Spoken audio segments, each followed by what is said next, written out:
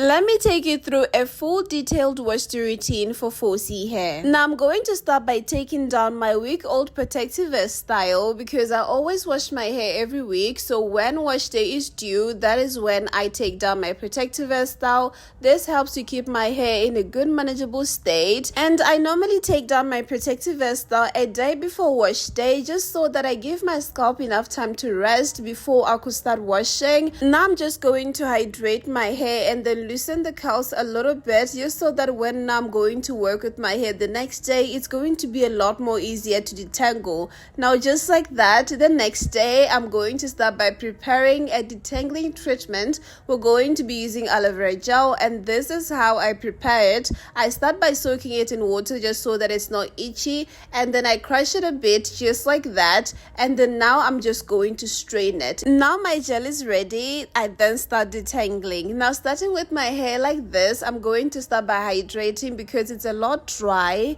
and I need it to be a little bit more softer when I'm working with it. You don't want to be working with your hair while it's stiff because it's going to be painful when you work with your hair dry. Now working into smaller sections like that, I'm just going to be applying the aloe vera treatment, and then I'm going to follow with the comb to detangle from the tips all the way to the roots of my hair. The reason why I detangle like this is just so that I don't cause knots in my hair and my hair does not break. You don't want that part where you're trying to detangle your hair but you're also causing a lot of breakage while you're doing it. So just like that, I'm just going to put my hair into twists like this. This is just going to make shampooing a lot more easier because remember, the first shampooing you're going to need to focus on the scalp, so I need it more exposed, and also at the same time it helps me to be able to shampoo my hair in sections. Now I'm just going to be repeating the same process on each and every section, and if your hair is a bit smaller, please go smaller with the sections because you don't want this process to be painful while you're doing it.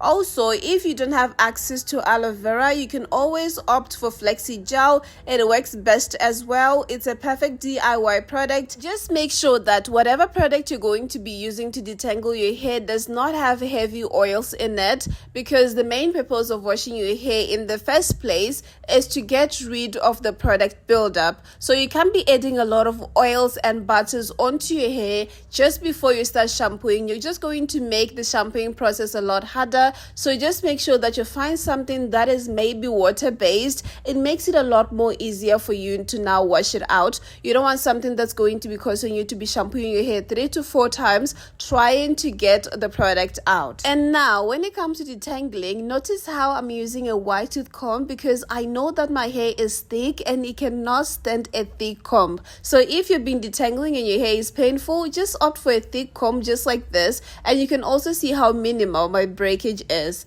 Now after all that, next step, we're just going to shampoo. I'm going to start by hydrating my hair like this, and while it's very wet, I then apply the shampoo while it's foaming a lot. Now I'm just going to go with a scalp massager on my scalp, and then now on the twists I'm just going to wash them out. I'm going to rinse my hair after all of that. Now the second shampooing, I'm going to take the twist out just so that I wash my hair all at once. And for this process, just so that your hair does not tangle, you're going to be stretching like this while you're shampooing, because if you're going to massage, your hair is going to tangle a lot and it's going to create a lot of knots. Now I'm just going to do the final rinsing, and then now I'm going to dry my hair with the shirt just like that. And now this is how my hair looks like, so clean. And while it's still very wet like this, now I'm going to follow with a deep conditioner. I'm going to apply it to my hair in sections, and the reason why I apply the deep conditioner to my hair in sections like this is that if I apply it to my hair all at once, you find that the middle part of my hair is not going to get the proper deep conditioner. So this ensures that all of the parts of my hair are going to get deep conditioned. Now after applying all the deep conditioner, I'm just going to leave it in for about 10 minutes, and just like that, I'm now going to rinse it out. When you're now going to be rinsing a deep conditioner, you're going to rinse it thoroughly until it does no longer feel foamy in your hands. When it starts feeling foamy, that is when you know that you got it out. Now you see how bouncy my hair is after all that deep conditioning? That is the purpose of a deep conditioner. Now for the final part, we're going to moisturize. To moisturize, I'm going to be working in smaller sections like this. I'm going to start by applying the butter onto damp hair. You're going to do this while your hair is still very much damp. Don't allow your hair to dry before you start moisturizing. After following with the oil, I'm going to do the final detangling, and then I'm now going to put my hair into twists like this. This is more like a temporal protective vesta until I figure out what kind of protective vesta I want to put my hair into. It's way better than just letting my hair be and just allowing it to be shrinking, because when I'm going to be working with my hair again, it's not going to be as manageable. So this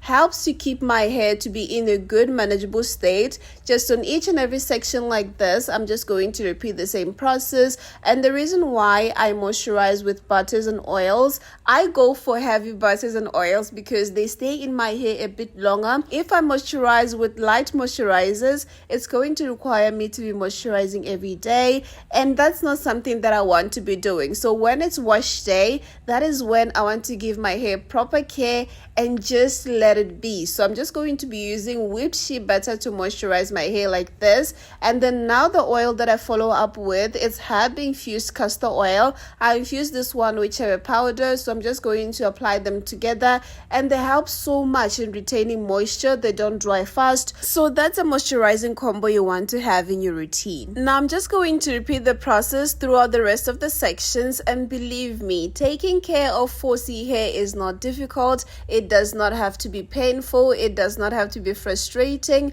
Just know how to work best with your hair. Do not skip routines. Make sure that you wash your hair every week and you put it in a protective hairstyle, and that way it's going to be so much easier for you to keep on being able to manage your hair. So don't skip the routines, follow up with them, and you're going to see that your hair is going to grow so well, and it's going to get so much healthy as well. So just like that, doing the final section, I'm just going to let my hair be until I'm just going to put my hair in a protective hairstyle. And always remember to moisturize your scalp, because the moisture in your hair is not going to find itself down to the scalp, and you don't want it to be drying. So I'm just going to put my hair in a bun like this, and that's just about it on my wash day.